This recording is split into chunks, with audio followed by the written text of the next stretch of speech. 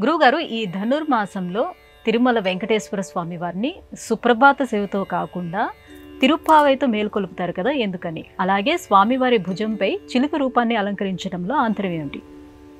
గోదా రంగనాథ కళ్యాణం, విల్లిపుత్తూరు, పెరంబుదూరు అత్యద్భుత సన్నివేశాలు పలుమార్లు మనం ప్రస్తావన చేసుకుని ఉన్నాం. ధనుర్మాసం అంతా స్వామి సంకీర్తనలతో ప్రతి ఆలయం మారిమురోగుతూ ఉంటుంది. తెలుగువారికి సంబంధించినంత మేరకు మలయాళ, తమిళ, కన్నడ, మహారాష్ట్ర ఇలా భేదభావాలేవి కూడా లేకుండా కన్నడ సంప్రదాయాన్ని అనుసరించి విఠలనాథుడి సేవ, అలాగే తమిళ సంప్రదాయాన్ని అనుసరించి గోదా రంగనాథుల తిరుప్పావై పాశురాల అనుసంధానం, మహారాష్ట్ర సంప్రదాయాన్ని అనుసరించి షిర్డీనాథుడి వైభవం, మలయాళ స్వాముల ఆరాధనలను అనుసరించి శబరిమల స్వామిని స్మరించడం, ఈ అందరినీ స్మరించేటటువంటి అలవాటు తెలుగువారికి మాత్రమే ఉండడం ఒక ప్రత్యేకంగా చెప్పుకోవాలి. తెలుగువారికి స్థానికమైనటువంటి భద్రాచల కీర్తనలు కానీ, త్యాగరాజ స్వామి వారి కీర్తనలు కానీ కాకుండా మహారాష్ట్ర కీర్తనలు విఠల కీర్తనలుగా, తమిళ కీర్తనలు తిరుప్పావై పాశురాలుగా, మలయాళ కీర్తనలు శబరిగిరీషుని ఆరాధనా స్తోత్ర పాఠాలుగా, అలాగే ఇతర ప్రాంతాలకు సంబంధించిన ఆయా దేవతల సంకీర్తనలను ఆయా రూపులావణ్యాలతో, వేషభాషలతో, వేషభూషలతో అలంకరించుకొని మరీ తెలుగువారే ఇలా చేస్తూ ఉంటారు. ఇది ఆలోచించే విషయమే.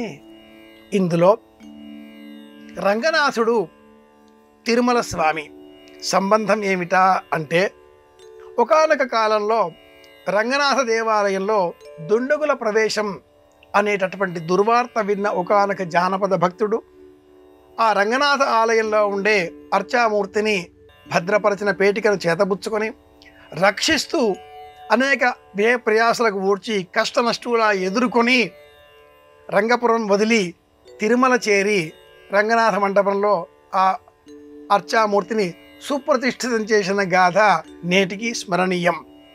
అదే రంగనాథుని మంటపం, రంగమంటపం. అలాగే అదే ఈనాటికి మనమంతా తిరుపతిలో పిలుచుకునేటటువంటి రంగనాథ చెరువు.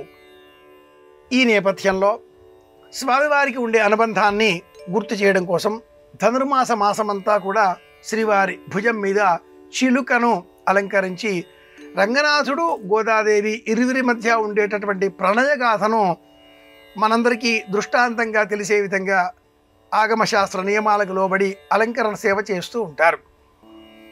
చిలుక మన్మథుడి వాహనం, ప్రేమకు ప్రతీక.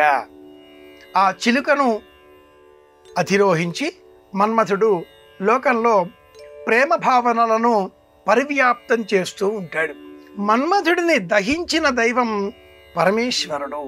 ఈ లోకంలో ఇక ప్రేమ అనేది ఉండదు, అంతా జ్ఞానమే, వేదాంతమే, శూన్యమే, లయకారకమే. అది పరమేశ్వర సంకల్పం. ప్రేమ ఉండాలి, కామనలు ఉండాలి, లక్ష్యం ఉండాలి, ఇల్లాలు, పిల్లలు, భర్త, కుటుంబం, వృద్ధికారకత్వం, వీటన్నిటికీ ప్రతీక చిలుక. ఈ లక్ష్యంతో గోదాదేవి రంగనాథుని చేరే క్రమంలో ఆ చిలుకల గురించిన ప్రస్తావన ఈ తిరుప్పావై పాశురాలలో పలుతావులలో సందర్భాలలో చోటు చేసుకోవడంతో చిలుక పలుకుల వలె కీర్ కీర్ అంటూ ఆ చిలుకలు చేసేటటువంటి శబ్దాలలో కూడా కృష్ణ కృష్ణ వినాలి అనేటటువంటి దృష్టాంతాలు ఉన్న కారణం చేత ప్రేమకు ప్రతీకగా, జీవుడికి దేవుడి పైన ఉండే ప్రేమకు ప్రతీకగా ఈ చిలుకను శ్రీవారి భుజం పైన అలంకరిస్తారు. అక్కడెక్కడో పైన ఉండేటటువంటి పరమాత్ముడు భూహు భువః సువః మహా జనః తపః సత్యం, ఆ పైన ఉండే సత్యలోకాల పైన ఉండే పరంధాముడు దిగివచ్చి చెయ్యి క్రిందికి చాచి మనలను అనుగ్రహించి పై తీసి వెళ్ళే ప్రయత్నం చేస్తున్నాడు. స్వామి అలా దిగివచ్చి చెయ్యి కిందికి వచ్చి నిన్ను ఉద్ధరించే క్రమంలో చెయ్యి చాపినప్పుడు నీవు కూడా నీ ప్రయత్నాన్ని అనుసరించి కాసింత ఒక్కసారి అయినా చెయ్యి ఇలా పైకి ఎత్తాలిగా. నీవు నీ చెయ్యి ఇలా ఎత్తి పడితే స్వామి ఆ చెయ్యి పుచ్చుకొని పైకి తీసుకెళ్తాడు. ఇలా మనం చెయ్యి ఎత్తిపట్టేదే స్వప్రయత్నం. చెయ్యి ఇలా ఎత్తిపట్టి స్వామి నేనున్నాను అని చెప్పే జ్ఞానం పరమాత్ముడి అనుగ్రహంతో ఇన్ని వేల లక్షల కోట్ల మందిలో ఏ ఒక్కరికో కలుగుతుంది. మనుష్యాణం సహస్రేషు కశ్చిద్ యతత సిద్ధయే యతసామపి సిద్ధానాం కశ్చిన్మాం వేత్తి తత్వతః అని భగవద్గీత వాక్యం. ఇది స్వప్రయత్నం. ఈ ఆలోచన పరమాత్ముడు, పైనుంచి వచ్చే చెయ్యి పరంధాముడు. ఈ రెండింటి హస్తములు కలయిక చిలుకకు ప్రతీక. అందుకే శ్రీవారి భుజం పైన ఈ ధనుర్మాసంలో చిలుకను అలంకరిస్తారు.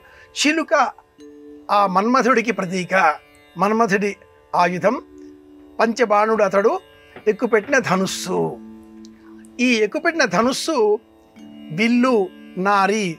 విల్లు దేహానికి ప్రతీక, అమ్ము బాణం మనస్సుకు ప్రతీక, లక్ష్యం పరమాత్ముడి పాదాలు అయి ఉండడం. ఇది మధుర భక్తి సిద్ధాంతాన్ని బోధిస్తుంది. కనుకనే స్వామివారి భుజం మీద చిలుక.